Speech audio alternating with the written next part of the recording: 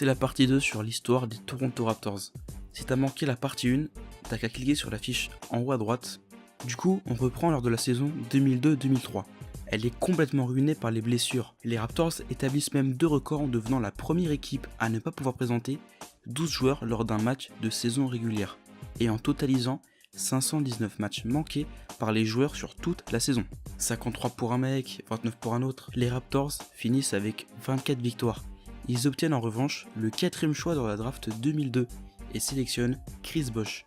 C'est la draft de LeBron, de Melo et de Wade entre autres.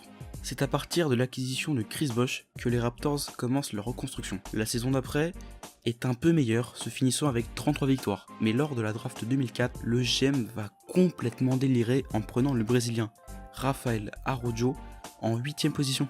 J'ai tapé son nom sur Google, voilà sur quoi je tombe. On l'appelle Baby. Voyant tout ce bordel, Vinsanity demandera son transfert durant l'intersaison.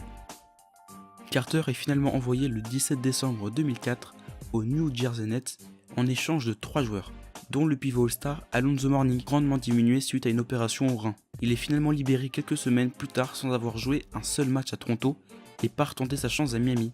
En gros, il ne voulait pas jouer avec les Raptors, c'est pour ça qu'il n'a pas joué du tout. Les deux autres, Aaron Williams et Eric Williams, totalisent à eux deux 6 points de moyenne pour les Raptors. Avec 33 victoires pour 49 défaites, les Raptors manquent les playoffs pour la 3e saison consécutive. Le seul point positif de cette saison 2004-2005 est la progression de Chris Bosh qui tourne à 17 points et 9 rebonds par match. Malgré la solide saison de Chris Bosh qui lui vaudra d'être All-Star, l'équipe continue de s'enliser avec le GM Rob Babcock. C'est le mec qui a drafté le gros bébé brésilien. Et c'est au cours de la saison d'après, de 2005-2006, qu'il sera remplacé par Brian Colangelo. Il draftera en première position l'Italien Andrea Bargnani, un joueur talentueux mais vraiment trop fan de Space Jam. Il tentera le dunk de Jordan, sauf qu'il est plus une contrefaçon italienne qu'autre chose. Du coup, le GM des Raptors, qui soit dit en passant a fait le beau temps des Suns de Steve Nash, fait un joli chantier dans l'effectif. Résultat, 20 wins de plus que l'an dernier et playoffs. L'ironie fait que les Raptors se font sortir des playoffs par les Nets de Vince Carter. Ah, parce que lui il tourne à 27 points dans le New Jersey. La saison 2007-2008 se déroule plutôt bien. Toronto se fait sortir par le Dwight Howard de la grande époque et de son Orlando Magic. Lors de la draft 2009, le GM a sûrement eu une vision et ainsi il draft DeMar DeRozan. Si ça, c'est pas une bonne idée. Et puis s'en suivent 2 saisons sans playoff avec un départ de leur star à l'aube de la saison 2010-2011 vers la Floride. En 2012, les Raptors draftent Terence Ross, un dunker plutôt doué et récupèrent Jonas Valanciunas qui jouait en Lituanie. En juillet 2012, Kyle Lowry débarque de Houston pour le Canada contre Forbes et un futur tour de draft. Kyle Lowry était tellement sûr qu'il allait se faire transférer qu'il ne parlait à personne dans les vestiaires. Ensuite, le coach change pour Dwayne Casey, axé sur la défense et le jeu un petit peu plus de loin. Lors de la saison 2012-2013, en janvier 2013 pour être exact, Rudy Gay se fait transférer des Grizzlies pour atterrir au Canada pour améliorer le roster. En juin 2013, Brian Colangelo démissionne. Et c'est Masai Ujiri, son assistant, qui le remplace et c'est toujours lui qui est GM en 2018.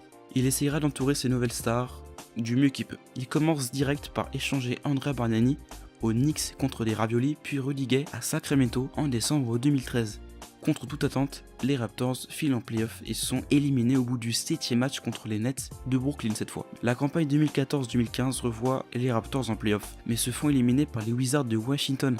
Les Raptors retournent en playoff pendant la saison 2015-2016 et finissent à la seconde place de la conférence Est, avec le 4e bilan de la ligue. L'équipe se rend pour la première fois en finale de conférence face à Cleveland. Ils perdent 4-2 contre LeBron et toute sa clique. En 2017, ils finissent 3e de la conférence Est et deviennent méconnaissables en playoff. Ils se font sortir 4-0 par les Cavs en demi-finale de conférence. Pour finir, on s'attaque à la saison 2017-2018. Les Raptors ont fini premier de la conférence Est et étaient prêts à défier les Cavs. Sauf que LeBron était légèrement énervé et nous a lâché des stats all-time. Encore une désillusion pour les Raptors qui amènera le licenciement de Dwayne Casey, leur coach, dans la foulée. Maintenant, les Raptors sont à nouveau au point mort sans savoir vraiment quoi faire. Et vous en pensez quoi de la saison et des playoffs des Raptors ? On se retrouve pour un prochain Culture NBA. Je vous dis à la prochaine. Bye tout le monde.